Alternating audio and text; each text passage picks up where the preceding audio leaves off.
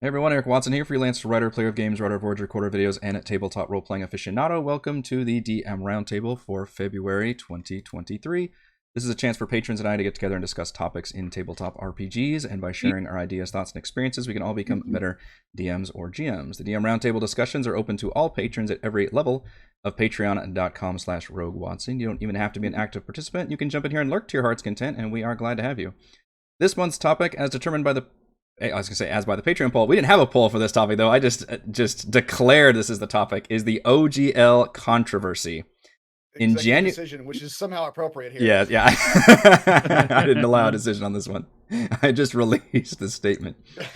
In January 2023, the world of Dungeons & Dragons blew up, not because of Orcus, Tiamat, or Vecna, but because of a leaked draft of an updated version of the Open Gaming license, sending the company, the community, and many third-party creators into a dramatic showdown that we are still reeling from. Joining me for this month's DM Roundtable, we have Brandon. Hello. John. Hey there. Special guest, Chris. Hello.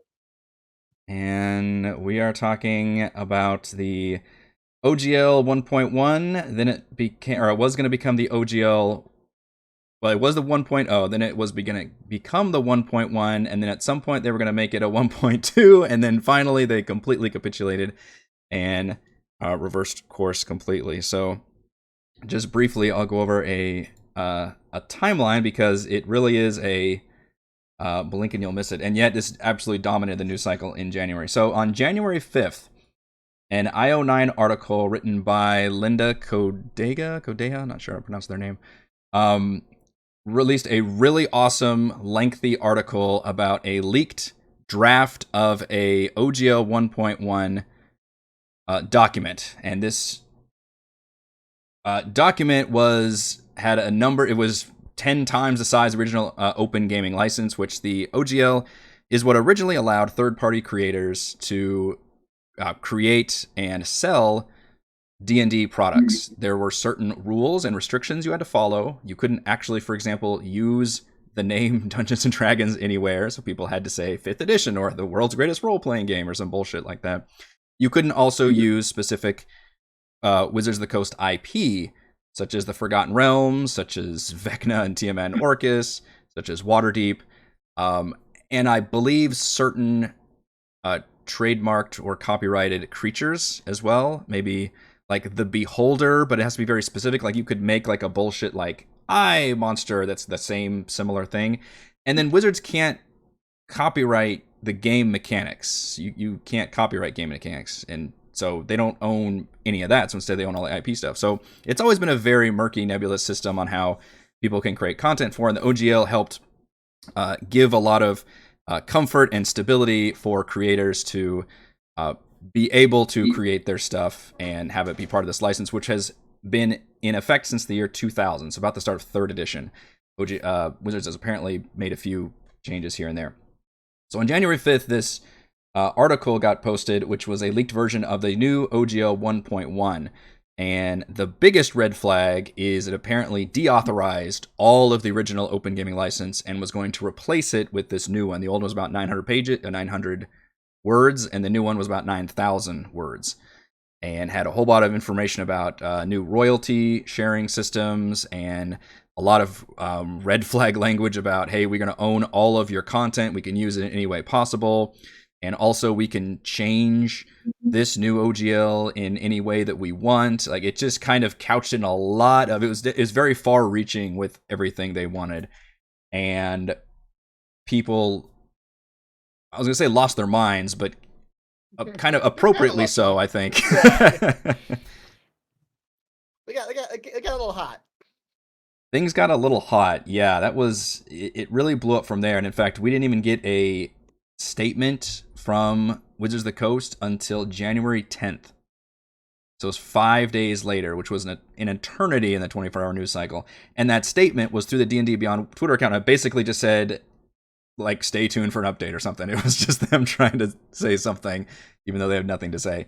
And what's crazy, the timeline was originally that this document mentioned they were going to have it release like right then, and like have people have like 1 week to even sign up for it. And this was something that had been happening in December apparently, where different big creators had been given this document and said, hey, this is the new OGL, we're gonna expect people to sign it, maybe there's some sweetheart deals involved, to where a lot of and that's how this whole thing got started, is a lot of major publishers started talking to other people saying, well, wait a minute, this is what is happening right now.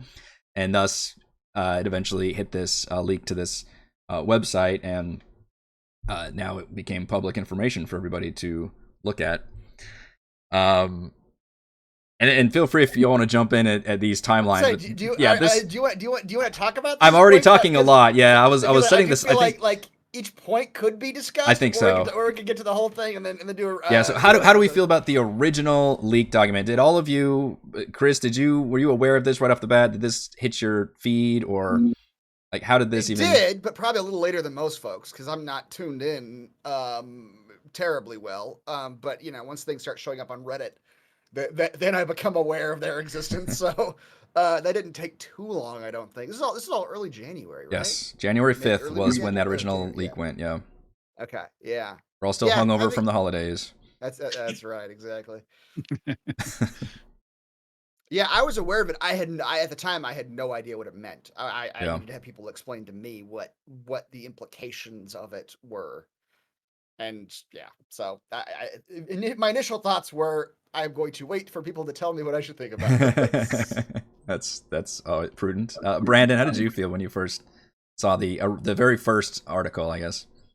I think one of the things that I mentioned was that I went back through the Patreon or through the Discord in the conversations, and it was the 12th, I think, when I actually made a comment with the group. Yeah. So that's the lead time from when the stuff was released into when it started to come up into my algorithms. And I think it had even been in my algorithms before that, but I kind of was just like, that doesn't really apply to me so much. I'm going to ignore it for a minute. And then it got bigger and bigger, and I started seeing the what was the D&D cancellation thing that they were running? Yeah, D&D Beyond subscriptions. But it was D&D Begone. Oh, the hash, yeah. That they were starting to do. I started to see stuff like that around that same time frame. Stuff trending, and, I think that's when I started paying more attention to it. As far as first thoughts, I think for me, it was and I'm jumping ahead of the timeline here, right? It's as the other third-party publishers start saying, as a result of this, that's the next bit. My initial impression was, I understand why they're having to go this route. They've chosen to make this their livelihood. As a result of them choosing to make this their livelihood, this is the only response they have available to them. Yeah. Does a diluted, and I don't even know if I'm wording this right, because I'm coming from very much a consumer perspective. I'm not coming from a creator perspective. I'm not coming from somebody who builds and makes things. Does it take away from our experiences to have it watered down and spread out further instead of improving a strong system already?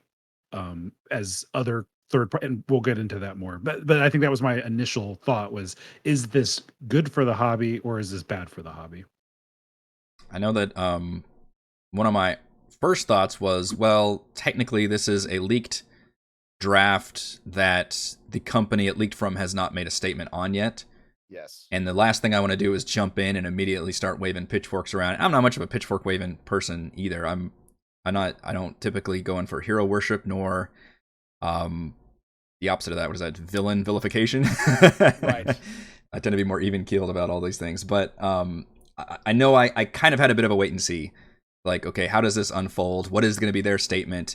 And then we kind of know what ended up happening there. But I know my initial thing, I was, reading through it and said, okay, well, on the one hand, it kind of makes sense for them to make some updates at some point to a 20-year-old system when, things like virtual tabletops weren't even in existence back then. Like that kind of stuff, it makes sense to want to update it. And yet this does seem like a very drastic change to go from, the original to this new one. So we were all waiting to see. John, how did you feel when you first saw this original leak? So I would say, I'm mostly kind of a Reddit consumer. So like I had that where it popped up in my feed probably a couple days after that, where I started noticing it. And I, I kind of thought, I'm mostly a consumer, so yeah, this isn't that big a deal. And then when I saw it a couple of times and really saw, because I saw, some of the ramifications, and started reading about some of the things from smaller producers. That was when I was like, okay, although like I've probably spent the most money on actual, Wizards of the Coast content, I also really like some of that third-party supplement stuff that I've added in. And so like that really started to worry me, because I have really felt like there's a handful of content that is notably better story and better prepped to, just sit down as the DM and run with it from that third-party content versus some of the stuff that Wizards does. There are creators whose whole thing is making like addendums to existing campaigns, right? Like just making additional stuff for existing. Shout out to content. Dan Kahn's Eastern Expanded Towers of Magic, which I'm running now, and I run with the Osman campaign. Nice, yeah. So I think that was when like I first started to kind of take notice, was when I thought some of these other creators are going to be impacted by that, which then would start to affect my ability to use some of that content. Mm-hmm. And then, and that would I think that would probably have affected most of us, because like, most on the consumer side, most of us are getting some of this smaller content, right? We're using the fact that these people can put stuff on DM's Guild or Roll20 or whatever, and it's D&D content has been useful to most DMs. Yeah. So, and then I think probably the other little bit that was like, I felt like was extremism, but also like kind of really caught my attention, was when they did start talking about like, how would this affect YouTube creators? I mean, you're a good example of that. Like you've, built all of this content that's based on that D&D. Are they going to come after, you for, any sort of like either cease and desist or like a chunk of your revenue, you get required to pay them? And so that was where I was like, although some of that was very extremism in people's reaction, I also felt like that was very much like that was kind of I don't know. I felt like that sounds like BS. I really kind of like hate them for that even being a possibility at this point. It's like it felt like an extreme reaction, but it also felt like, well, nothing in the text explicitly says that these extreme reactions are wrong, so we can't really tamp them down. It does feel like a caricature of a villainous corporation to be like, why don't we just ask for more money without giving them any new products or anything, like that whole aspect of like, hey, we're just going to start charging you for this now. Or start demanding more money out of you, versus like, just, if you guys are needing money, you're owned by Hasbro, and Hasbro makes a lot of toys. Why aren't you like merchandising the shit out of D&D? Why isn't there an entire Dungeons and Dragons toy section at Target or something? Like those those creatures are so fucking cool. You could do so many things with them. Like that's I guess it's a separate rant, but instead we're gonna go after Critical Role and Kobold Press and Paizo and all these guys because they're making too much money. And the audacity of even trying to say major corporations are making this money, like bro, you are the majorest of major companies Hasbro. here. You are the biggest percent of the pie. You're these guys, Hot meat kettle. And that doesn't necessarily make Paizo automatically the good guys. People are trying to like pick their teams and all this. Like this shouldn't necessarily be a team sport that we're talking about here. Most of these are all, companies, but still it looked really shitty, I think, from WotC's viewpoint. A lot of people immediately took that and got the pitchforks out. And yet, even outside of the money thing, I saw a lot of reactions that people seem to be afraid of, like, Wizards of the Coast going like full Nintendo on the internet. Yeah, like, just no one can release our content unless we actively approve that it's okay for us that you release this. So they could have come to you, Eric, and been like, "Nope, sorry, we're not okay with you running this campaign because you have to be we don't like the look of your YouTube channel or whatever, Or you have to be an official part, which I mean, Nintendo works. You have to be an official partner with Nintendo, and then have all these contracts and things. Yep. Yeah, and that's something where it's like, well, when you first did the OGL. I get it. They didn't have YouTube didn't exist. I think in 2000 or whatever. And certainly Not the same way. Not the same. And like I said, virtual tabletops. I get having to update agreements and licenses because of the technology changes. But it felt like this was just way too of an extreme move, and then to suddenly demand royalties just because I have a feeling they're looking at all these big companies going, well, wait a minute. Some of these folks are making a mint off of our game system. Yeah. It's like, yeah, but how many people have they brought to your game system? Right. Yeah. Which is the same concept of how YouTube and all the other, creators work also. And a lot of everybody but Nintendo understands this. We're like, holy shit, it does us so good to have these big name streamers showing our indie, holy shit, indie developers would cut off their arm to have a big streamer show their game, because they know that is the best marketing they can do versus anything else, especially with any demographic of under 40 basically. And the fact that Wizards is looking at that going, no, we need to get some more money out of that. Dude, the reason 5e is where it is right now is because of how open and friendly this license is and how people have gone onto it. I will mention, though, I don't want to conflate things. The DMs Guild does not use the open gaming license. I think that's been some confusion around here. So if you want to publish something on the DMs Guild, that is an entirely different license, because the DMs Guild does specifically allow you to use all their IP, which is how you have third-party creators come in and say, well, I want to make this adventure specifically for Rime of the Frost Maiden and reference things in there and do all that. You can totally do that, but you can only publish it on the DMs Guild. You have to submit it to them. It can only be sold there. It can ever be sold anywhere else. And they take 50% of your 50%. It is a straight 50% cut, which is obviously atrocious compared to just about every other thing you can think of. So that's yes, it's an important thing to note. So what the OGL meant is, hey, you can still make 5e products, but that's the one where it says you can't use any of our IP stuff, but you can still use the game system. So, for example, when you see things dumb on question. Yeah. Or sorry, I was gonna say, when I go to Drive-Thru RPG, are they using the OGL? No. Yes, they are using the OGL. They're not using the DMs Guild license, which is the difference. So Drive-Thru RPG, even though it's owned by the same storefront and everything, which gets a little confusing, and it's fucked me up before when I'm doing reviews, because I try to mention if I'm doing a DMs Guild or a Drive-Thru RPG review. That Drive-Thru RPG specifically does use the OGL. So you can use 5e, but that's the one where you have to have the page, at the end of your document. I've reviewed a lot of products, I'm using this. There's a page of the licensing agreement on there, and then you can't use anything that is from the Wizards IP universe. So you can't have anything on Drive-Thru RPG and mention Waterdeep, or mention Orcus, or mention, whatever a specific Forgotten Realms story. Mm-hmm. You can't even use you can't use the phrase Dungeons and Dragons.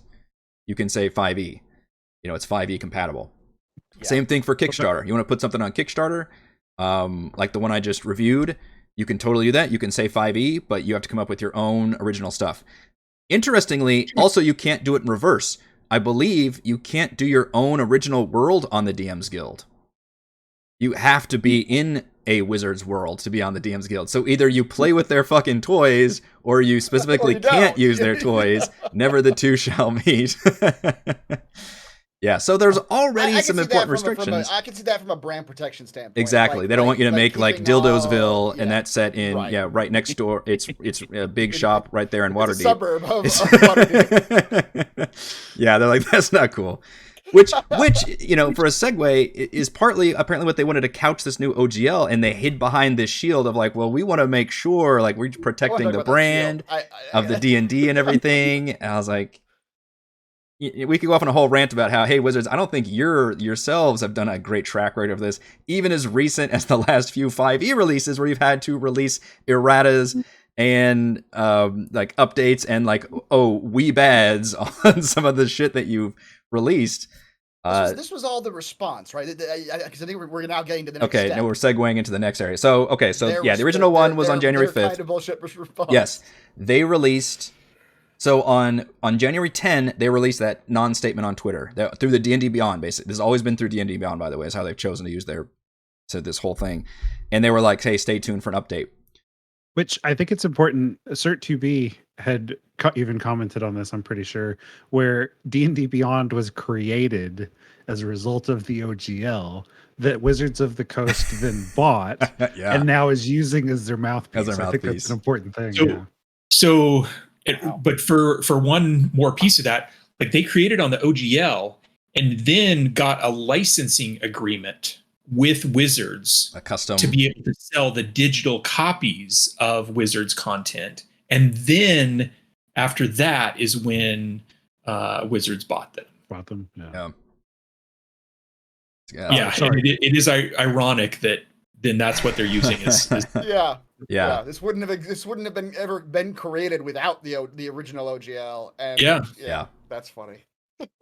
So to continue with the timeline, on January 10th, the same day, Kobold Press, who I believe was the first to do this, but I'm not quite sure if they were literally the first, announced that they were going to make their own fantasy tabletop rule set with their own license and everything, and they nicknamed Project Black Flag, which they read the room and said, we need to channel this mob and become a hero standing at the front, waving kind of a torch. That's probably a poor analogy, but and it worked.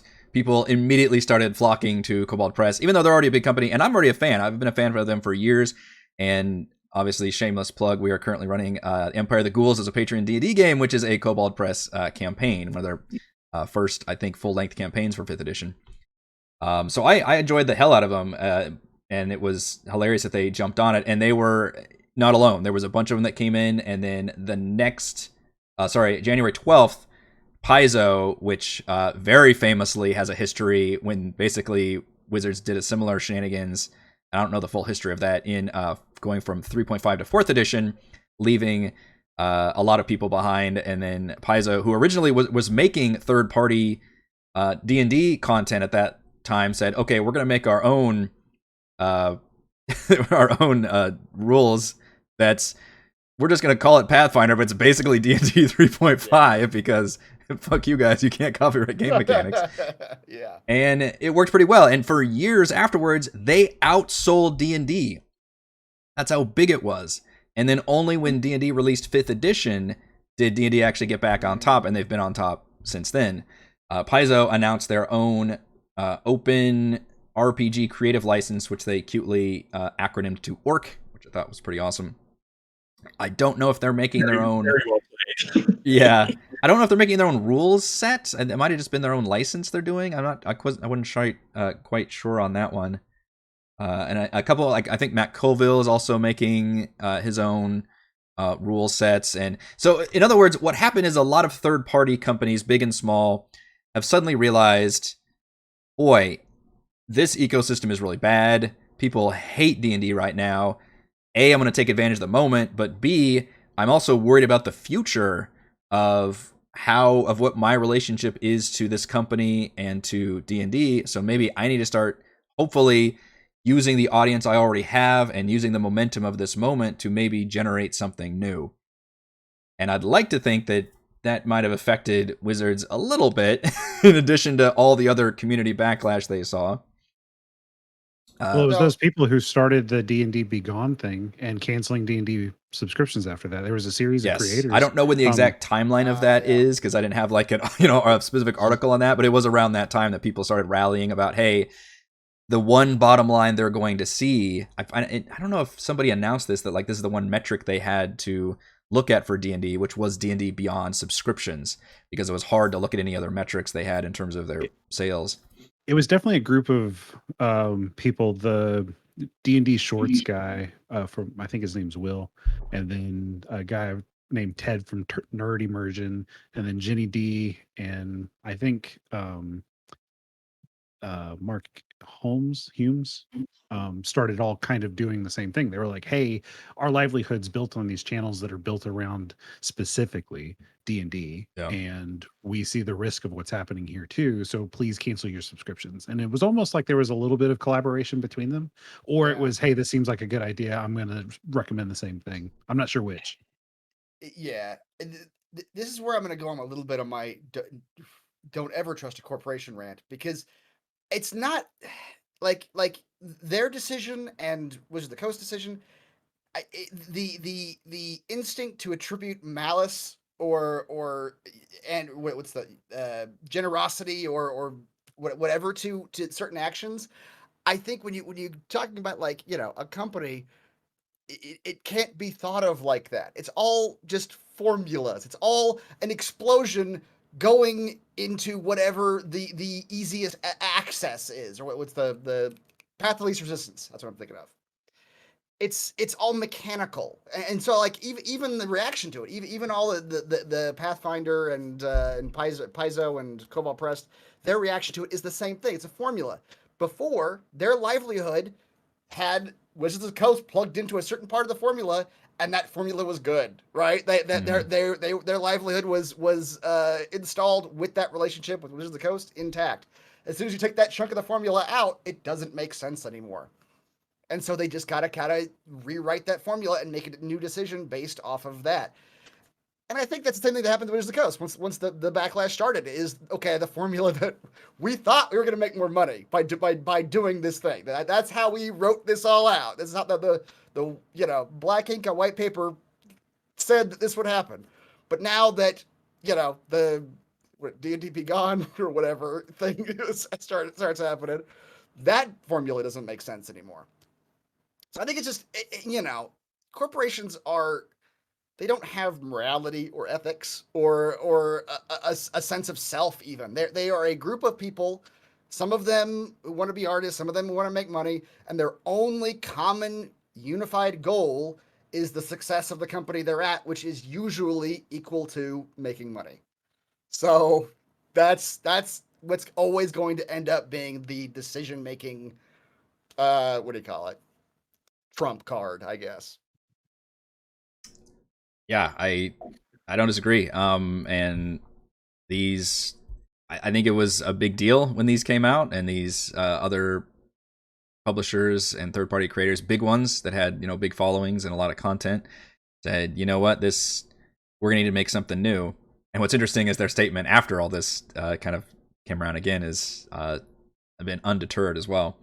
But which makes sense, right? It does, because it's hard to backpedal on that now. We can't trust you now. It's right, and to extent, Wizards did lose a lot of trust with folks. But this was the beginning, I think, of the official erosion. I think, and when a lot of people started taking real serious notice about, like for me, example, I looked at that going, oh shit, like this is serious. Like Cobalt Press and Paizo and these other big companies are saying, because you know, supposedly they're looking at the same contract going, no, this isn't going to work for us. This is specifically aimed at belittling us and slowly eroding the level we had before. And what's interesting is they were at a level, presumably, that they could say, no, fuck you, I'm actually going to take all my stuff and go open my own store or whatever equivalent. Which I maybe is a testament to how successful 5e has been, but also has to be pretty nerve-wracking because 5e has been so successful to then say, okay, we're going to pull all of our shit out, and they're not, I don't think they're going to pull that, but in terms of their new stuff, and who knows what time, you know, stuff that's already been in development, that's not going to get changed, but future stuff, you know, maybe that comes out more in the middle or later of the year. What does that look like? And especially, which we're going to talk to later, what does that look like for the new edition of D&D? I think is where they're really going to start losing people, because 5e, I think, is back to normal now. So that happened, and then finally, a day after Paizo announced the Orc license, we got Wizards' first official statement, which was on a D&D Beyond, kind of like message board looking thing. Unsigned. It just said D&D Beyond staff, which is very shitty. And thankfully, they realized pretty quickly how shitty it was, that they need to put at least a name and a face. Somebody has to own up to it. And I did a YouTube video about it, which, you know, I'm not the kind of person that comes on and does these like hot take stuff. That's just not what my content has been about, and not really my personality either.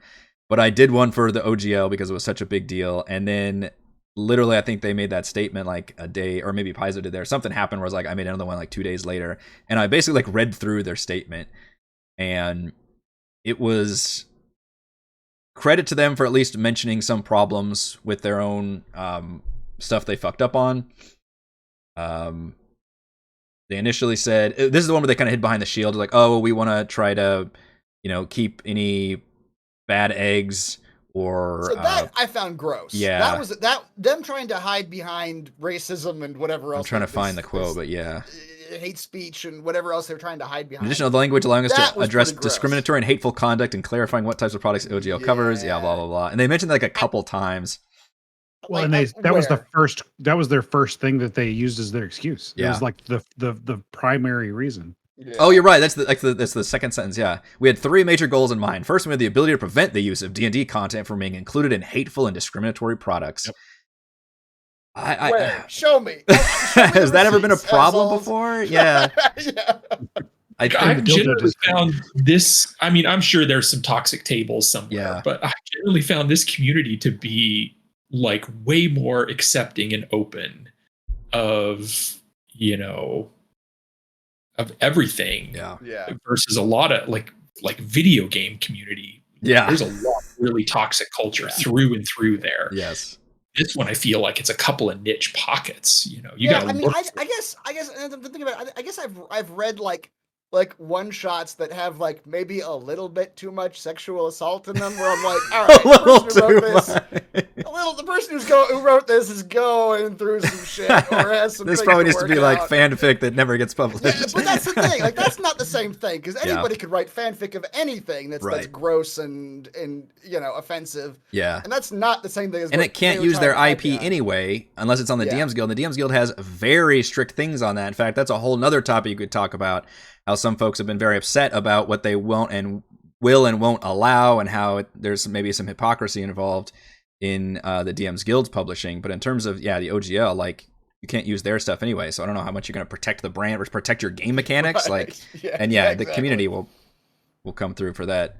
And the other thing they mentioned was NFTs, blockchains. Like, got to protect us from that. They just did a Google search of what do the nerds hate right now. Yeah, what's like top 10 most hated things. It's like an ad libs like fill in. A big part of that was that they've got, from my understanding, there's like Power Ranger NFTs or something. Like they were Hasbro has done it. Yeah, they were already doing their own NFTs too. That's funny.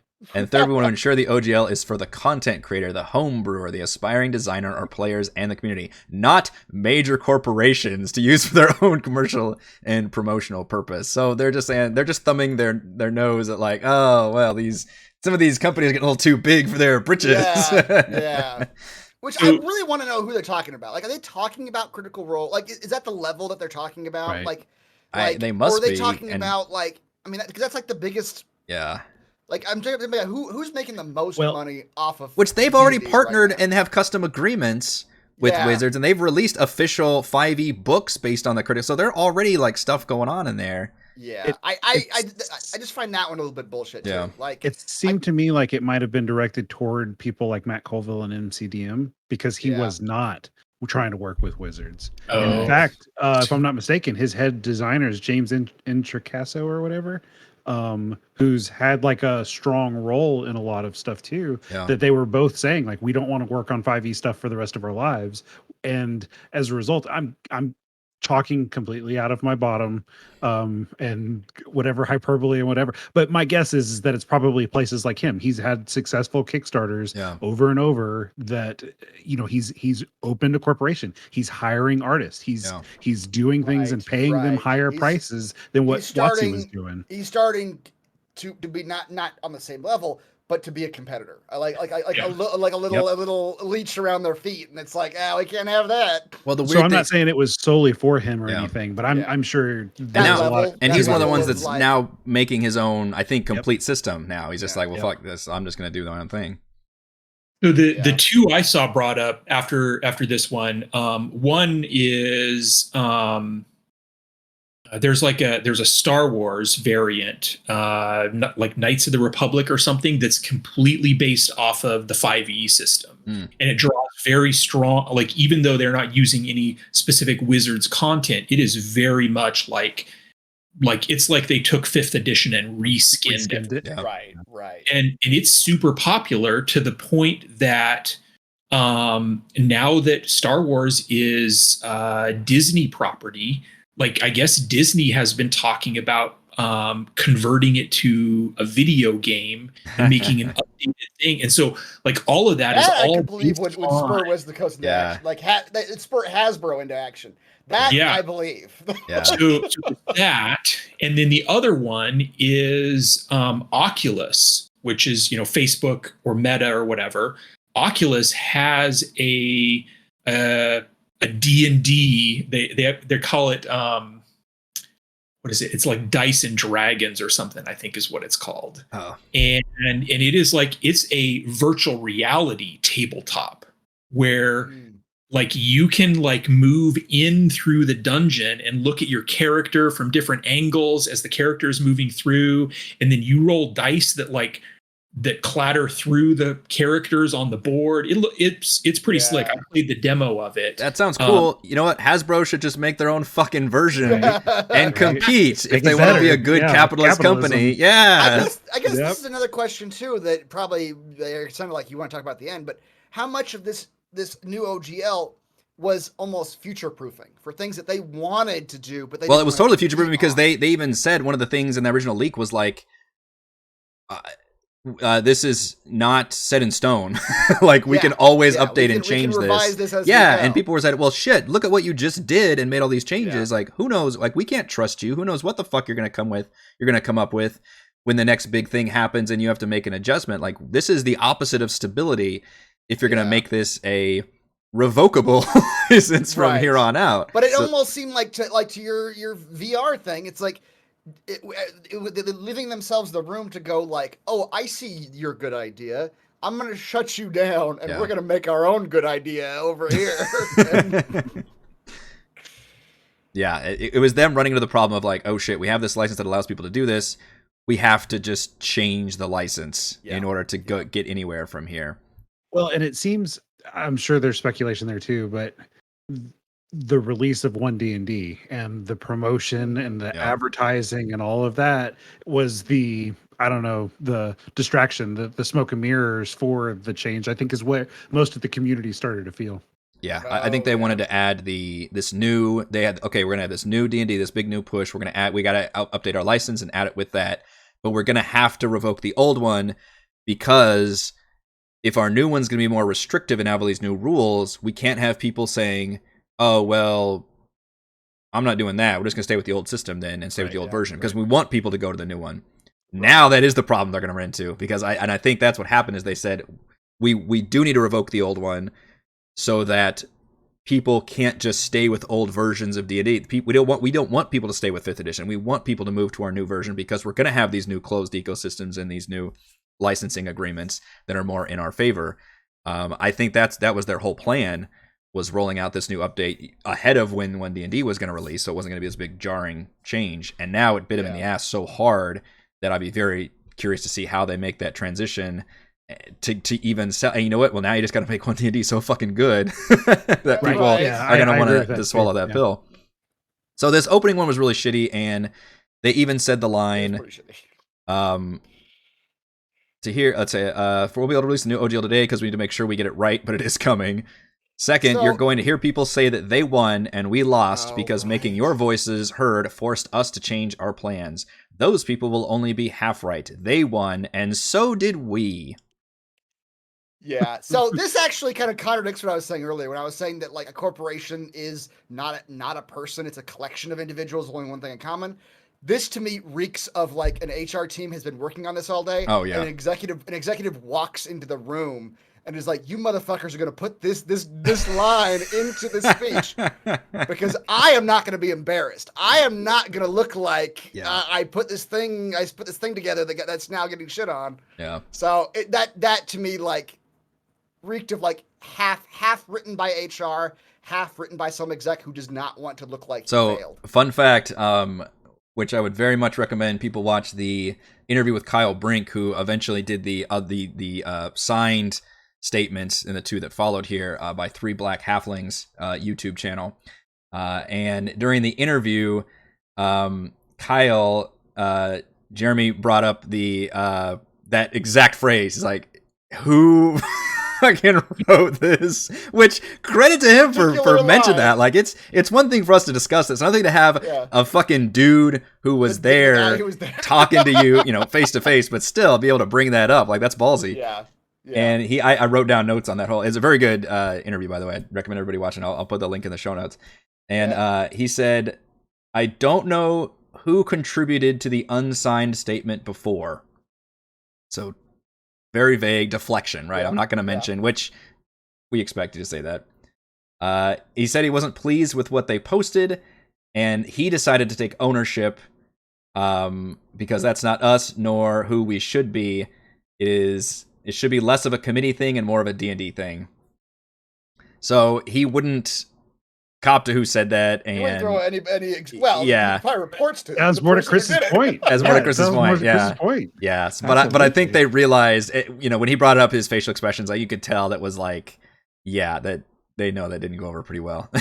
We wanted this feedback from everybody. Like you didn't want this feedback. Senior vice president walked into the room and gave notes, and that's.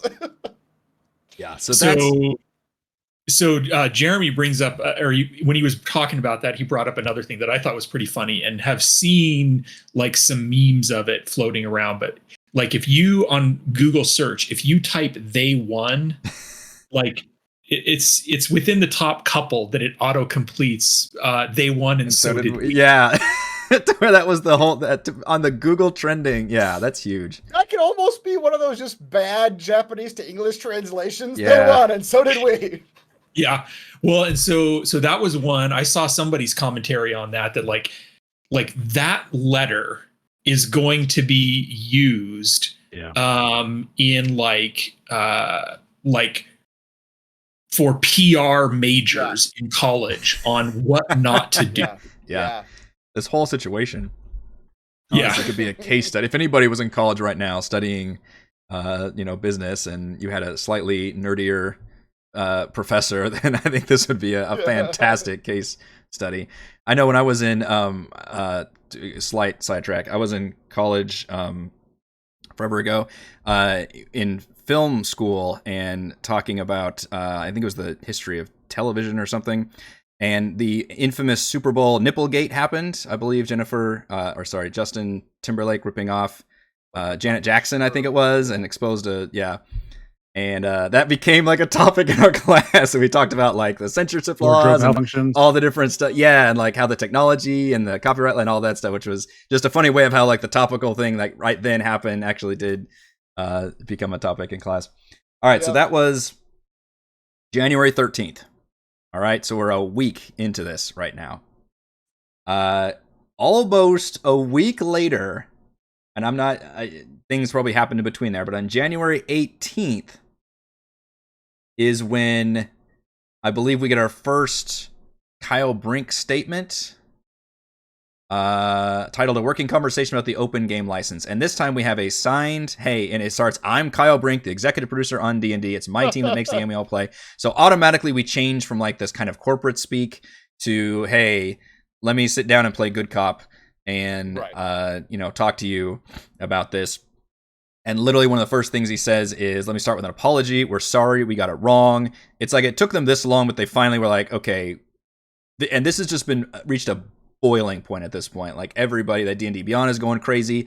Everybody's canceling their D&D Beyond subscriptions. I was going to ask, I'm going to put you guys on the spot. Do any of you have D&D Beyond? Have you used it? Do you have subscriptions to it? Were you motivated to change your memberships because of this? So I have it, and I own quite a bit of, I've purchased quite a bit of content on there. I really found it as like an invaluable tool for trying to help my players. The couple of tables that I run, I'm playing with people that they really enjoy playing, but they aren't the geek level we are. Is this in person? What's that? Is this in person? Yeah. Okay, I'm about to say, like, I feel like that's why I've never done it, is because I've never, like, I feel like it's an everything's through Roll20 when we do it. But so this is so the way the character sheets build in Roll20, like D&D Beyond provides all of that. Only it is even more on rails. Like it won't let you pick things that like your class and your race are not You eligible. customize it and mess with it. Right. Yeah. So there is like an unlock that you can go in and you can like unlock, and then it's like a free for all. But if you don't unlock, it keeps you perfectly on the rails within the rules of how it's written. And so for me to throw this to a group of friends and to throw it to my family are the two main tables that I run. It's just so easy because I can like I've paid for the content, and so then I can just hand them a link. And they get a list of all the races and they choose their race, and they get a list of all the classes and they choose their class, and then they get their subclass options, and it builds it all for them. Nice. Especially for a modern era where people were all used to apps and things and having selecting menus. I feel like that's more intuitive, especially for people that don't have that background of pen and paper. It seems very small aside. I remember reading that was one of the things that Wizards of the Coast executives were mad about, with which is why with 5e is so popular. But how easy the access is. Like players don't necessarily need to buy books, and that upset the executives at Wizards of the Coast. Like, why would we not? How are we not getting money out of every player of this game? So, but it's, I don't know. I feel like some of that goes back to, like an old school table where, if it's a group of 5 friends, all 5 of them are not buying their own player's handbook. Right. Yeah. Right. It's a weird economy system where like the DM is basically doing like 90% of the content. Yeah. Consumerism, I guess. Or so some of the other like people that I'm friends with on Discord that run tables that way, they've done it as a pooled. Okay, I'm going to be the account owner, but everybody has pitched in money to buy different adventures or the different books. What's that? Yeah, I feel like we've done that once before. I feel like so too. Yeah. One of the campaigns, either I remember if it was you or me, but one of us bought the campaign on Roll20, and the rest of us just gave the other person $5. This was before I basically partnered with Roll20. Yeah, right. Yeah, and had everything. So my group, that's exactly what we've done. We've got kind of one person that's the arbitrator for the games, and so I'll gift him the things that I want. And I've got sunk cost fallacy with Roll20 at this point. Yeah. I'm so deep into their architecture that it's like and so the funny thing is, it's all in there. Yeah. The funny thing is that just around Christmas time there was a D&D Beyond discount, and it was like, hey, you can get these things for this big huge price. And I actually took my work game, which is an in-person game, and I had brought it up to them. I was like, hey, do you guys think that you're interested in having these tools available to you? Because even though I'm on Roll20, I will go through the process of getting these tools if you think you guys will use them. Interestingly enough, they all decided they preferred the pen and paper prospects. They haven't experienced the beauty and wonder of the math being done for you. But they like, having the tangible stuff. And then, so what I do is I use a certain referencing website that has facilitated the majority of my needs. I would use digital all day. And the thing that reminds me of using pen and paper is we played through Gloomhaven, and then we're playing through Frosthaven right now. And that still uses old school paper sheets to keep track of your little characters, like experience and gold and items. And I'm constantly, because every battle you're having to erase and mark and erase and mark. And I was like, my handwriting is also atrocious, like really, really bad. I tend to write faster than I should. And God, I would just use digital for everything. I think even if I was on a table, I think I would use as much digital as I possibly could. But that's a total like subjective thing. I know folks. Yeah. And that's the argument. They have a great product. Yeah. They really do. I think D&D Beyond is a fantastic product. I considered doing it with the discount, but that's my argument, is that I hated the concept of, you're going to make me buy. We're getting off the topic a little bit, but this goes back into their monetization. Argue, which is relevant, I think. Is that you buy the physical book, you would think it's pretty easy to just provide a code that you can submit for a digital copy of the same book that you purchased. Yeah. To make me buy 2 products of the same thing, I'm not doing it. That's something I think they need to make part of their new edition, is they need to somehow come up with some plan to sync together a physical and digital version, because that would go over really, really smoothly. I'm pretty sure they did that with the physical copy. For an extra $5, I can have the digital version. I would go for that.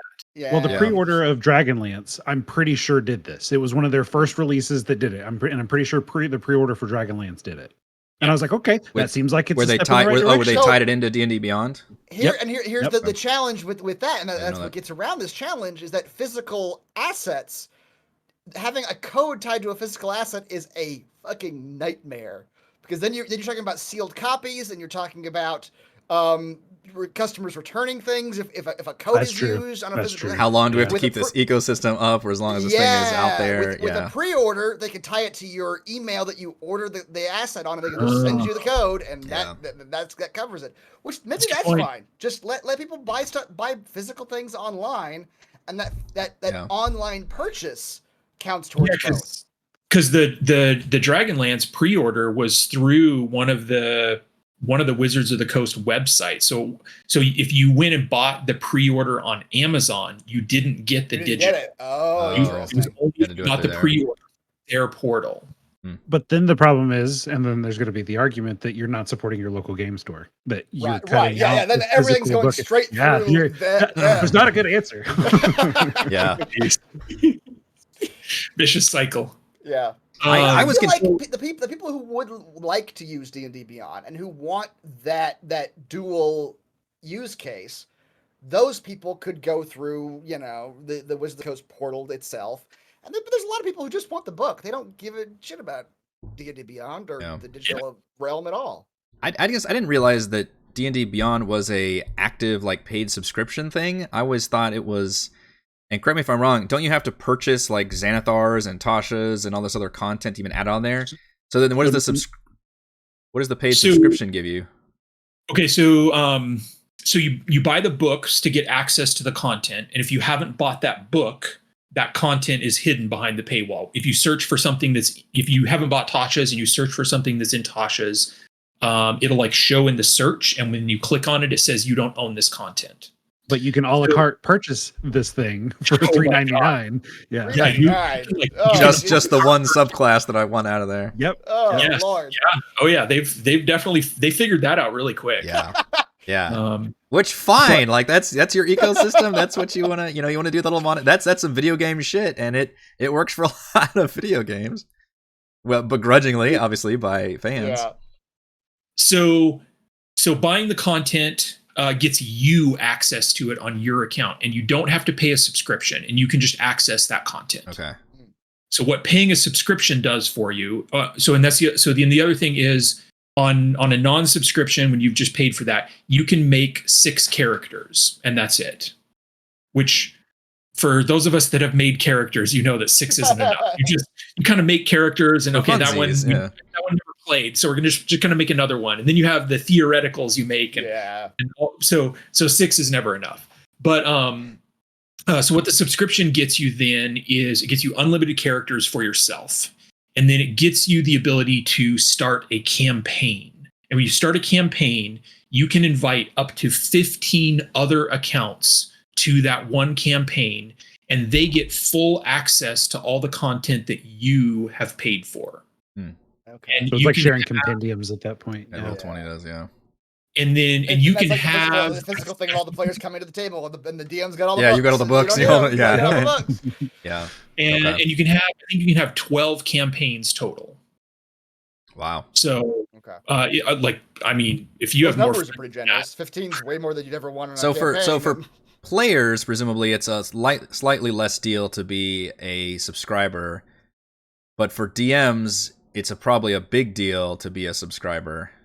Yes. So and then the other thing with being a DM is sort of like in Roll20 for you, Eric, is my players in my campaign, I have full access to their sheet, and I can see at any time I can pop up their sheet and see what their health is, see what their items are. Yeah. I kind of I had one session where I realized I calculated their experience wrong. And so instead of dealing with that, I just went in their sheets and added the experience. I let them mostly manage their page, but then I could just go and dump that in super easy. Yeah. Oh my goodness. I could also go and one of my characters, I made him a really custom axe for his character, and it's it's like a heritage item if you've ever looked into those. And so his axe slowly scales with him as he levels up. And so I go in there and edit the details on that, and it automatically adjusts for his character sheet. Okay.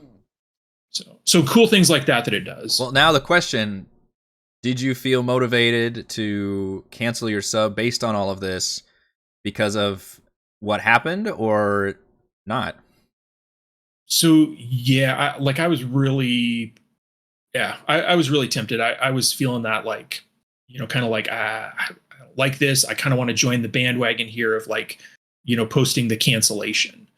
But the more I thought about it, the more I thought, like, this at the moment, this is a tool that makes my life easier and makes this more fun for my friends and family. Yeah. And so like I kind of made that choice that canceling this was going to hurt me and them more than my cancellation was going to hurt Wizards. And so I decided not to.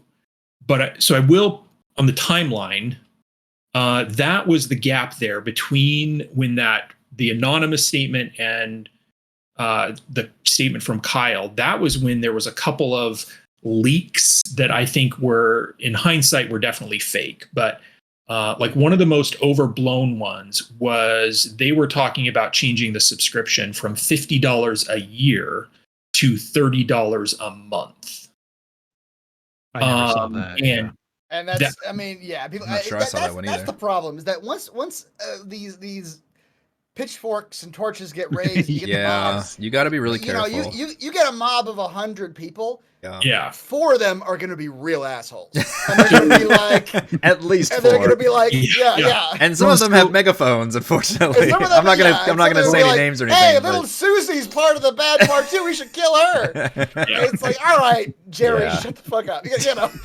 So now that one was the point where I felt really tense on that one, and so I really started looking for what other tools are out there that could replace D&D Beyond. And that was actually where, you know, I haven't played on Roll20 a ton, but I really delved into like Roll20 and like how automated could this be? And it's a little imperfect, but it's better than, you know, having someone, you know, do everything by pen and paper. Yeah, the character monster I think is pretty solid. What's funny is I just recently reviewed the Pathfinder beginner box, and the Pathfinder character sheet in Roll20, I was completely smitten with. Like I was like, oh, this is way sexier than 5e's sheet. It's so cool. Chris, you need to watch that review because like you can click, it has conditions, and you click a condition, it automatically does all the debuffs on your character sheet. Like it's real fucking slick, but does not have character monster support.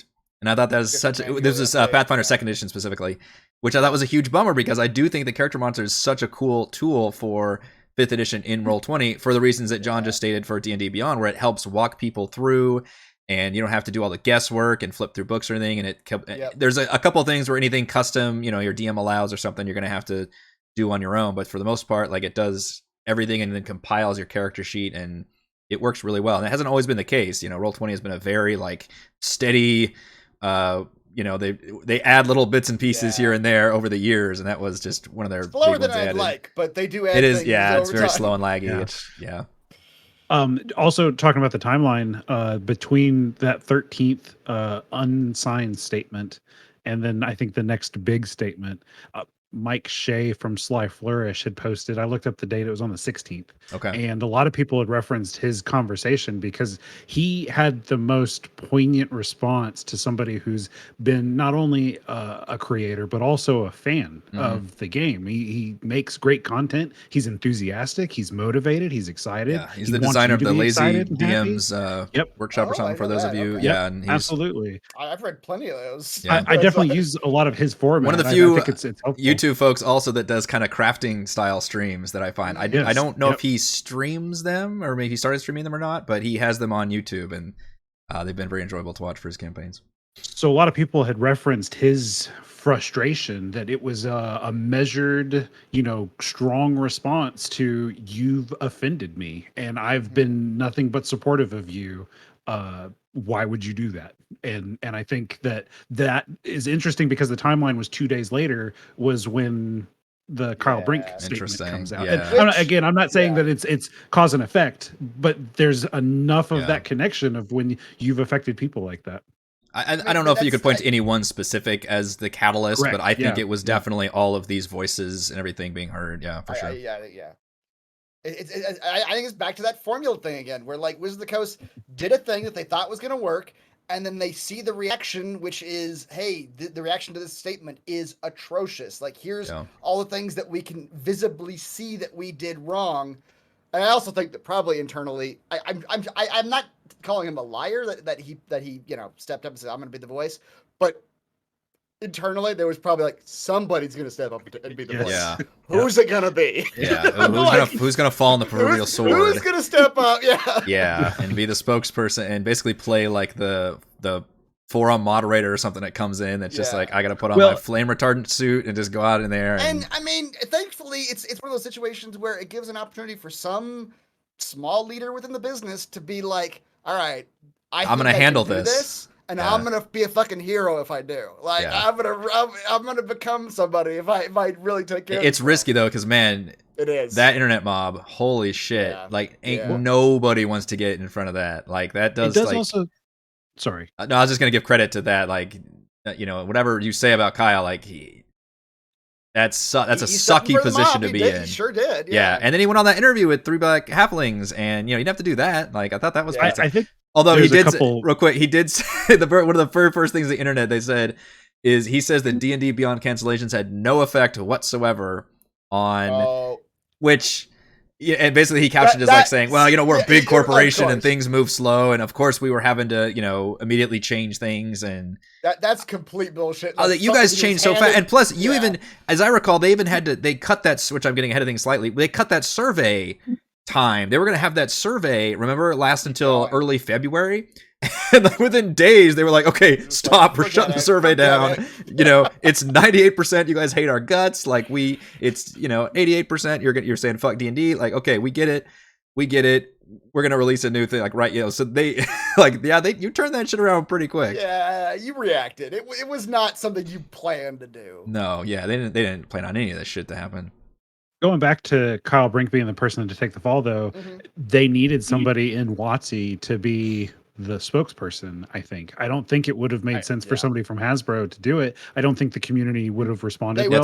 That's true too. Yeah. Not only that, but it's already turned into a situation where Hasbro is kind of hands off and they're the bad guy, and it still gets to make it to where WotC employees are, we're on your side. We're on your side of the table, and we're and that's the shittiest position to be in, right? Are the folks who are, because there are definitely a lot of good folks who are working for Wizards of the Coast, obviously. And they are in the middle of just, and who are there to make a tabletop game. They're in the middle of the worst situation where they're seeing their company that they've probably dreamed their whole lives of working for is just being shit on through the mud, and things that they had no control over. And it's, what a terrible, terrible situation to be in. So that was January. Okay. I was going to say, and probably over, a lot of decisions made by a small group of people. Yeah. So, a dozen probably. Yeah. Like it's, it's. So January 18th, that was the first working conversation about with Kyle Brink. And then I believe he mentioned the fact that, hey, there's a survey coming where we're going to get official feedback, which is probably a good solution at that point. It may just be them buying time, but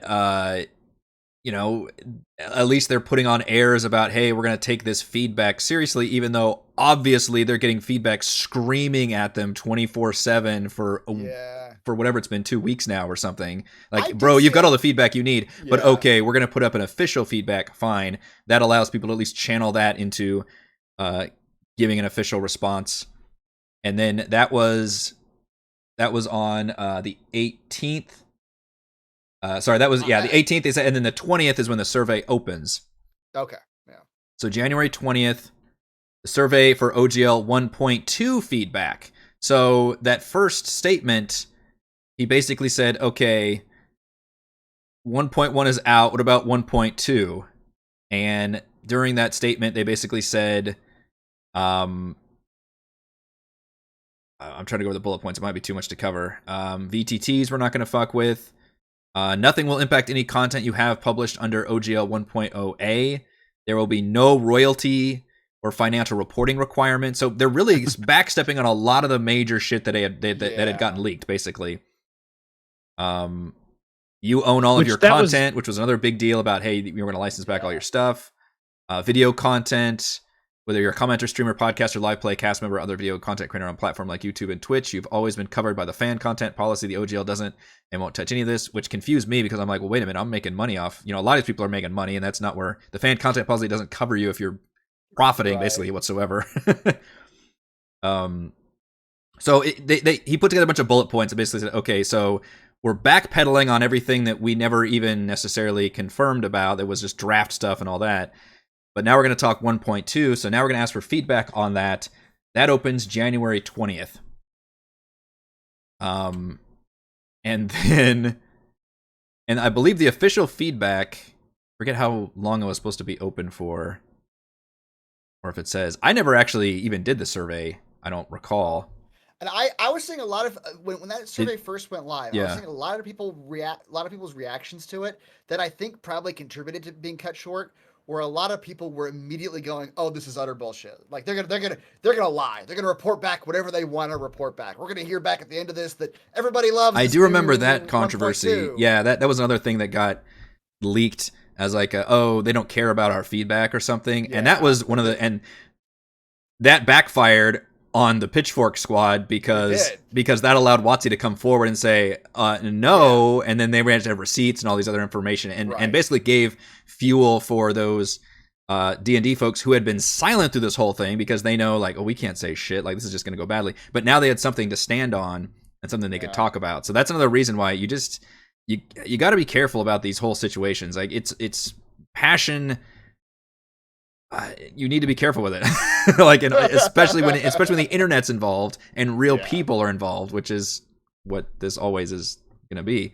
So, January 20th, it was supposed to be open for I think at least like 2 weeks or something, and then on January 27th, so a week later, and I apologize, my camera lighting keeps going, so I'm literally trading between. I use dark mode on Twitter, so I'm trading between all these different posts. Kyle Brink posted OGL 1.0 and Creative Commons. Already more than 15,000 of you filled out the survey. Here's what you said. 88% do not want to publish tabletop RPG content under OGL 1.2. 90% would have to change some aspect of their business. 89% are dissatisfied with deauthorizing OGL 1.0, which has always been the biggest sticking point, I think. 86% are dissatisfied with the draft VTT policy, and 62% are satisfied with including the system reference document, which is essentially the tools you use to see what is and isn't allowed for you to use in the OGL. Content in Creative Commons, and the majority of those who were dissatisfied asked for more SRD content in Creative Commons, which would be like a pie-in-the-sky dream because Creative Commons, I'm not super familiar with how this works, but it's kind of like a maybe even publicly domain kind of a thing, somewhere around like just irrevocable licensing agreement. So, astonishingly, they said, we're leaving OGL 1.0 in place as is, untouched. Holy shit, that's huge. Like, you literally gave people what they wanted. And then they said, we're going to go a step further. And we're going to make the entire system reference document available under the Creative Commons license. At this point, I feel like they literally, and Chris, I think you and I talked about this, where they had like a consulting firm come in and they're like, you guys have got to just completely fall on the sword for this because you are so fucked if you don't just give people what they want right now. We're gonna shut out that we're gonna take that first executive who was stepping into the room on that first announcement. We're gonna lock him out of the room, and then we're all gonna decide. Yeah. I was shocked by this. I am pretty cynical when it comes to corporations. To where I just don't think they care enough. But, in terms of profit over people, like it's just, that's, if you become a big enough corporation, you're just going to care about profit over people at some point. Like that's how you got that big. It's the nature of the beast. Yes. It is kind of the nature of the beast. Yeah. So I was honestly shocked in a good way that like, I guess, either cooler heads prevailed or they the bottom line was affected that much, which is probably the actual. I think that this was a monetarily influenced. They saw people were canceling left and right. Angel come down to them and whisper in the ear. Which is why I think Kyle saying that thing about this didn't have any effect. I was like, dude, your website crashed. Yeah. For a couple days, I think, because people couldn't cancel fast enough, and they were posting things about why can't I cancel? Like, it was just crazy. No, I think and then seeing all business decision and seeing all those competitors like spring up and be like, well, we're gonna go do our own things, rather than them coming to the table and unifying around D&D and acting like, oh yes, of course, this is the right thing for us. You know, all of their, you know, for the king needed his lords to come together and support him. It needed the nobles to come together and unify, and instead all the nobles turned around and said, no, we're walking over to the peasantry, the serfs, and now you got nobles and serfs knocking on your door, and the king's like, okay. and they completely capitulated, which I was shocked by, like legitimately shocked that they did this. Now, what you can't reverse is the trust that people had in the company. The fact that you did this to begin with, that it got leaked, and the way it came out and rolled out, and the way it first, you know, they had the first statement, like, trust is quickly lost and slowly gained. And I think they're going to be trying to slowly gain people's trust. Now, thankfully, the 24 hours news cycle works both ways, where people can quickly forget about these things. And, you know, are we all excited about keys from the Golden Vault? I don't know, but I'm still just utterly shocked that this happened the way it did. And so this was January 27th, and then you had a bunch of, you know, had the Paizos and the Cobalt Presses had to come on and basically give statements. They're like, hey, we're still doing our thing. Yeah. Which feels weird, especially for like Paizo's things, like, well, we still feel the need for this license. Okay, even though they did everything, like, we have to give some credit to Wiz, and maybe I'll get shit on for this, but like, they literally reversed everything that they were going to do, and then went a step further and said, okay, fine. You could just picture them just crying about it. We're going to put it in the Creative Commons. Like, we are fucking ourselves because we wanted to restrict everything, and now 5e is fine. Like, 5e can go forever and not get, you know, so now Wizards is sweating bullets over 1D&D because now they're, you know, what they don't want to call 6e, which is interesting. I watched that whole Kyle Brink interview with Three Black Halflings, and he actually compared it more to 3rd edition or 3.5 edition than from a new edition. So he was really trying to make it like, and how does that work where you want it to be like backwards compatible, but it's a slight update? So maybe they won't do that. Maybe they'll just give up completely, which would obviously be the best case scenario, and instead stop trying to make more money via that, and instead come up with some more interesting, better, worthwhile revenue streams. So I think right now, if they tried to switch to, if they tried to make 1D&D not be backwards compatible, I think again, we go back to like the content purchased, and like when you've bought physical books, you're like, oh yeah, they moved to a new version, but me and my friends, we still have all these books. We're going to keep playing this version. Yeah. But if they change that, and that completely breaks the digital platform of something like D&D Beyond, there's going to be a lot of people that'll be upset about the digital content they've purchased now not being accessible or usable. Yeah, that would be a big deal. I think their goal has always been to be backwards compatible in some way, because they know that they don't want to erase the success of 5e completely. Yeah. But I think it was always their case to have that transition to 1D&D be along with this new OGL, and the fact they can't do that now, I don't know what that means for the future of what D&D is, and I don't know what it means for the future of having all these other systems and third-party publishers who are now looking at other avenues versus being, you know, having those nobles with you, basically, you know, and being able to create all that extra content for your next big step. So I think that's what they really lost here. They lost the trust of a lot of fans, and they lost a lot of the third-party publishers. Although, technically, everybody could still make content for 5e, I think. As far as I'm aware, like, they said, no, it's irrevocable now. Like, we cannot fuck with it again. And that's something that Kyle Brink mentioned in that interview, is like, because that's something that Jeremy had mentioned, is like, what happens if this happens again? He's like, this can't happen again.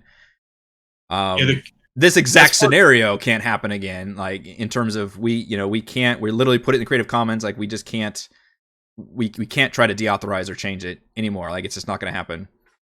Yeah. Which is a hell of a win, I think, for for all of us, the consumers. Like it's got a happy ending at the end. I think it's a shame that any of this had to happen in the first place. But maybe this was the reckoning that needed to happen, where, maybe the alternative would have been them slowly putting in more and more restrictions, and all of a sudden 2 years later, everybody's like, oh shit, we should have seen this coming back when they first started to do this change or this change. That certainly would have been the smarter way to go about it. That would have been the smarter way to go about it, yeah. Do it. If they had like little bits and pieces here and there, and yeah, instead it all got leaked into one big, massive Armageddon change. Everybody was like, hell no, and they could rally around everything. Yeah, that was the worst way to go about this. I think it'll be interesting to see what the next couple of years shape up with, because you look at, you kind of mentioned it, and although without delving into the history of it a lot, they kind of did this F up before, which caused Paizo to create, Pathfinder essentially. And at that point they had virtually no competition, and Paizo was basically an ally. Yeah. And then they turned their best ally into their biggest competition. But then, you come into 5e, and even their biggest competition is, still probably, I don't know what the numbers are, but say, it's got to be 15% of the market compared to what D&D has. Yeah. So now I think what'll be interesting to see is, and Paizo has started making a few 5e, like they've come around. They've started making a few 5e stuff now. They've converted some of their adventure paths over just lately. Did you see the thing? Paizo posted their core 3 rule books. They had a warehouse with something. It's 6 weeks or 8 weeks of stock. Yeah, and they sold out months worth or something. Yeah. They to where it wasn't even we've sold a lot. Like they even admitted we sold out 8 months worth of projected book sales in the month of January when this happened. That shit definitely gets to Wizards. Right. Somebody in the product meeting, when they have a meeting of companies, somebody says, "Hey," slaps this sheet on the table or PowerPoint or whatever they're using, says, "Dude, look at how much our competitors are selling right now. This is a fucking fire that we need to put out as soon as possible." I think that was one of the things Heather wanted to talk about, because her whole theory was that she must have gone to bed because she hasn't gone. Yeah, that Paramount got on the phone with D&D and was like, "You need to get your shit together. We got a fucking movie coming out. Yeah. This is your the worst brand timing. has to stay good for the next 4 months." That's the part that amazes me, is that when you consider the fact that they had the movie coming out, you want to do all these steps, you want to hold back people from whatever. Wait till the movie's released. How dumb can you be? Yeah. Anyway. Yeah, to roll this out.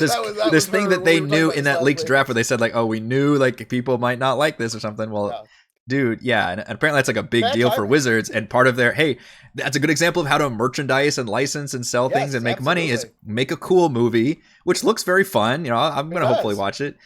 And that's a great way of using the brand.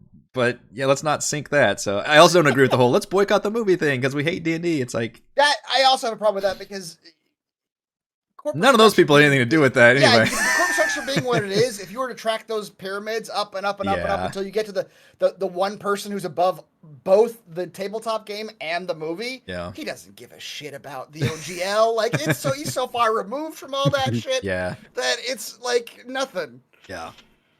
I think, are we in the conversation about the Fallout at this point? Oh yeah. This is by the way, we've been going for we usually do it for about an hour. We're approaching the 90-minute mark, I think, which is I had a feeling this is going to be an epic conversation. But we need to get to the post. So I've reached the ending.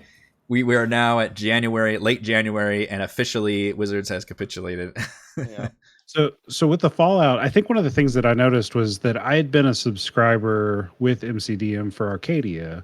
And they had the magazine that you could, for $5, you could get this content that was good artwork, yada yada yada. And the thing is, I would love to sit down and look through a magazine, but I'm so busy I don't get a chance to. So it's been one of those things. It's like, oh, I'll just save this, and when I get time, I'll look through it. I'll save this, and when I get time, I'll look through it. Well, then they announce, hey, we're not doing this anymore. We're still going to make Arcadia, but it's not going to be for 5e. It's going to be for our own thing. Yeah. And while it might be system agnostic, we're going to start charging $8. We're removing this tier. It's no longer a thing. So from, again, a consumer standpoint, I don't think I'm going to subscribe to it anymore. I wasn't reading through the stuff that much anyway. And so now it's a situation where I don't think I want to apply your content and go through the steps of manipulating your stuff to work with the system I'm probably still going to use. Because at the end of the day, I wasn't a creator. This didn't affect me directly, and I could use whatever content that 5e's put out to this point.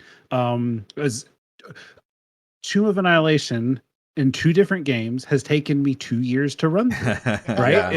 It is not going to be something where I can start another campaign and it's going to be like, hey, 6 months, we're done. It's going to take some time. There's tons of material. Someone could buy a campaign book and get a year and a half, 2 years worth of entertainment out of it. So the thing with the Fallout, in my opinion, is that was my concern in the beginning. Like, is this better for everybody? The fact that more people are exposed to Pathfinder, Blades in the Dark, Vampire Masquerades, whatever litany of games that you want to portray. System, the Savage Worlds, all these ones that I need to still look at. Everybody's screaming us to play the Alien RPG, Chris. I need to look at that Alien RPG. Apparently. It's on Roll20. All of that's cool, but me and my players know 5e. Going back into sunk cost fallacy, I'm gonna do what's easier for me and them to run. And, the difference, I'm probably with the system. The difference between what happened back in the 4e time period is that 4e was not very well received at all. I mean, it has its fans, obviously, and there's a lot of people that still love it to this day, but people did not like 4th edition for the most part, and thus Paizo's Pathfinder came in and gobbled up all of those dissatisfied customers. What's different now is that 5e is very popular, and people do really like 5e. So now the question is, are those third-party publishers who originally like, we're fighting back against the man, and, raising our flag and doing our orc thing and all this, and that was, got a bunch of gusto and stuff, and now Wizards said, okay, no, we won't do any of that. And now they're left holding going, who do we fight now? And the question, and the problem is 5e is still so popular. It wasn't a question of, before everybody were wanting to jump to a new system. So it's going to be interesting to see whether the animosity people still have for Wizards equals plus the interest they have in exploring these other systems. Is that enough to tear people away from 5th edition, which now is set in stone, irrevocable, and everything, without even including 1D&D, because who knows what that's going to be and what that kind of license and everything will have. Just looking at 5e, people can just stick with 5e now forever if they wanted to. And other people can still be producing their content for it. So I'll be very interested to see. It'd be great to look back, future me in a year from now or whatever, that we get these new rule systems and things to see if it's just going to be a little, drop in the bucket in terms of like, oh yeah, there's this quaint other system with some interesting things, but we mainly just play 5e. Or if somebody does get popular again and actually threatens 5th edition's market, or maybe we transition. Best case scenario, some healthy competition. I think do so. The industry good, I think. Yeah. So one thing I think that's interesting on the competition front. So D&D Beyond was, and I had to look up the guy's name, but created by Adam Bradford originally. So he started the D&D Beyond, where he was making the character builder was a big part of what he built there, and then he got some level of licensing agreement, and that allowed him to actually use the content beyond just like the SRD content. And then obviously that built into ultimate success of, Wizards or whatever buying that, company from him. Yeah. So that was a successful endeavor. Mm-hmm. His current endeavor, he's building a version of that for Pathfinder. Oh, wow. Worked once. Let's do it again, brother. Yeah, and part of that is going to be who is going to be the first one to really make a well-integrated, intuitive, price is right, ecosystem that has the digital content, has maybe a virtual tabletop plugged in there, maybe with some really cool bells and whistles and animations. You know, you've got like Foundry out there who looks really good, but the licensing has always been pretty nebulous with how that works. Roll20's been around for a while. They finally got their official license for stuff. I've been there for Roll20 since before any of that even came in. I've seen all that come into play. But that's with custom agreements. So I think we're all waiting for Wizards and D&D to make their own all of that system. And we expect it to be a closed garden, kind of like D&D Beyond, where it's like, hey, you got to purchase all the little DLC packs. But you know what? If you make your product good enough and, you know, intuitive, and you include, like we said, some kind of deal with physical and digital stuff together, and you don't, you know, horrifically overcharge people, keep it competitive, then people will use it, especially, and you've already got 5e in place, which people love and a ton of people can play. I think that's how you move forward with this. And that's got a ton of built interest right now with, you know, like obviously, you know, things like Stranger Things contributed to that. And, you know, and then just some of the general popularity has got like all these people that, you know, 5-10 years ago would have never considered playing D&D, or like, oh, you play D&D? Yeah, I'd like to play that. Online has revolutionized it in a huge way. I mean, for our group and to many groups, and just, the tools and just, you know, being able to watch other people has obviously been a phenomenon with Critical Role and others, like just being able to, you know, watch and see how fun it is. And you're like, oh, this is kind of part improv, part friends having fun, and you're rolling dice, and it's just like, because some people just don't even know like what, you know, how to play that. It's been fascinating. It'll be really interesting to see what the future holds for how much people have lost their trust in Wizards versus how much this, and maybe you've lost your trust now, but maybe in a couple months you'll come back to it and be like, well, they've done it right so far and they haven't tried to fuck me over recently, so I guess I'm back to playing 5th edition. But I think 1D&D and those other publishers are going to be the real test for right now. I know for a lot of us, because they capitulated so hard and because we still enjoy playing 5e, I don't see my group changing specifically. What I would like to do, and I mentioned this before in my crafting streams and my Monday updates, is when we finish our current campaign, before jumping into my next big one, I want to spend a couple months other folks hosting adventures, being able to do some content, but also maybe dipping our toes into running some random one-shot adventures with other rule systems, just to kind of see, you know, do some Call of Cthulhu, do some Pathfinder, do some other things, and just see kind of what's out there, and maybe highlight some stuff, and then, you know, especially for our perspective as 5e players, see what that's like. But so I think what that's this whole thing has motivated me to do is to look outside of 5th edition, which has been just my default for so long when it comes to tabletop RPGs, even though we didn't start with that, and be able to look at some other stuff. And then as I've got, you know, a megaphone, not a huge one, but a megaphone, I can share that experience with others, and then other folks can see how that is. I think we need to wrap up this DM roundtable. So let's give closing. I feel like this topic is so big you could just keep we could going. Yeah, because each one of these events was so like newsworthy and interesting. I think it worked out. We tried to do it like a timeline, like absolutely, you know, thing, but it's and I appreciate everybody staying on for a lot of extra time to discuss it. But it's a very, very big topic, very important one, probably the single most important topic in D&D since 5th edition released, which was 7, 8, 9 years ago or something at this point. Like, huge. All right, so closing thoughts on the OGL controversy. John, let's start with you. I mean, I don't know. I think we've summed a lot of it up, but they really screwed up. You talked about trust, but the way they put it in Creative Commons is like seems okay. And like for me personally, going back to trying to cancel or move away from 5e is going to hurt me and my players more than it's going to hurt Wizards right now. So for the time being, I've already paid for that content. I'm going to keep using it.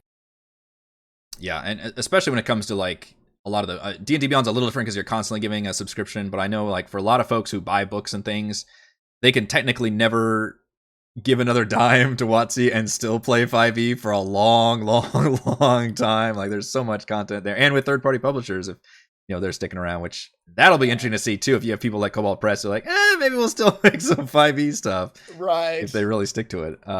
Brandon, closing thoughts on the OGL controversy. John took the words out of my mouth. WotC screwed up. They fixed the problem to the best of their ability through whatever bloodshot eyes they had from all the money they lost. Man, to be a fly in those higher upper discussions, that would have been amazing. and I unfiltered. Hope that at the end of this, there's more growth than there is attrition, basically. Yeah. Chris, closing thoughts. OGL controversy. I think you guys are saying it well. This is the story of a corporation with a problem, the problem of how to better monetize their product, and that problem and their attempt to solve it led them down a very dark path. And thankfully, through the power of the consumer voting with their dollar, they were able to see the monetary value of steering from that path. So I think it's generally a happy ending to the story. I will say the lesson that we can all take from it is that don't trust corporations to have your back. just assume that they're going to try to screw you over at some point, because if you ever got a nickel in your pocket that they need, they will screw you over for the nickel. It's just it's in their nature. Which is why it gets a little bit weird when people want to prop up other companies as their heroes. I think that could go the exact same way in right. 3-4 years. Yeah, and I think it's a bummer that this happened. It's good that WotC actually seemed to listen to feedback, even though they kind of said they didn't, but then literally opened a survey and said, oh, okay, well, based on this feedback, we are going to absolutely change everything. And went even further than anybody even thought, to where it's technically better than it was before with the license agreement. Is now, like, it was technically revocable, now it is irrevocable, which is awesome. But unfortunately, they lost a lot of trust with people. They put a lot of people under unnecessary stress. For people that have their livelihoods based on their 5e content they can make. That was just horrible and dragged the company really through the mud when it didn't at all needed to have happen. So we've got other third-party publishers propping up. We'll see how well they can take the torch and run with it. I would also just be very cautious about big drama in the internet age, as always. Just be smart and always look for multiple sources, confirmed information, and as I say this as somebody who's on YouTube, don't assume that just because somebody is on a YouTube or on a streaming platform that they are an authority figure, or, for example, they have to adhere to journalistic practice or integrity. Because websites and editors, which I have worked for many times, do require a lot of that stuff, and actually do have journalistic integrity and require sources and confirmations and all of the good things that result in not baseless, accusations and things, which is very important. Folks on YouTube often, they don't have that. It's just for the clicks. So, just be careful about that. And, and with internet mobs in general, just be very careful. I think passion is good. And in this case, I think fans won. I think people actually organized very well. On the other hand, unionizing is very good. And this was a case where a bunch of fans came together and had some very thoughtful arguments and had some passion about what was specifically wrong about this. And you could even see Wizards in their responses saying, okay, here's our bullet points of things that we know people, they weren't just screaming for Wizards' heads. They were saying, this is wrong, this is wrong, this is wrong. And so Wizards can come back and say, okay, we're getting rid of this, we're getting rid of this, we're getting rid of this.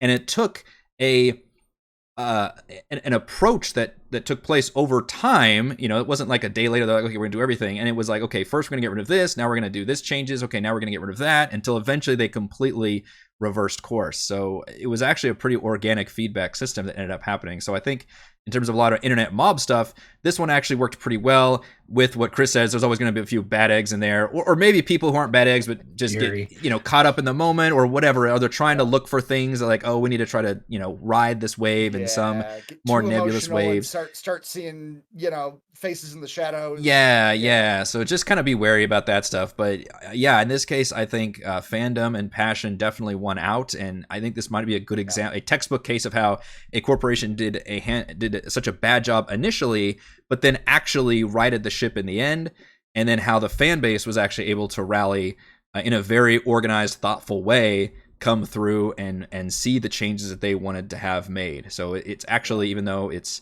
was a huge dramatic moment, ended up being kind of on the right side of things. And now we're just going to have to see what the future holds for D&D, for 5e, and then for 1D&D, and then for all of these other apparently systems that are coming through. If anyone ever tells you that you're not voting, that voting with your wallet doesn't work, this you can show them this very textbook example.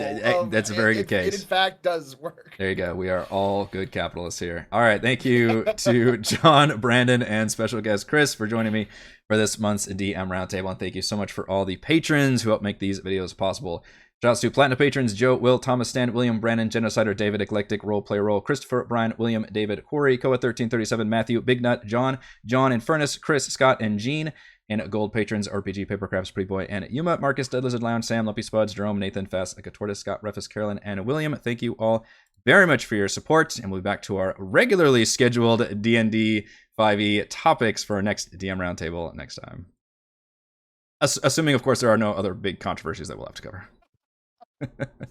Thanks for the opportunity.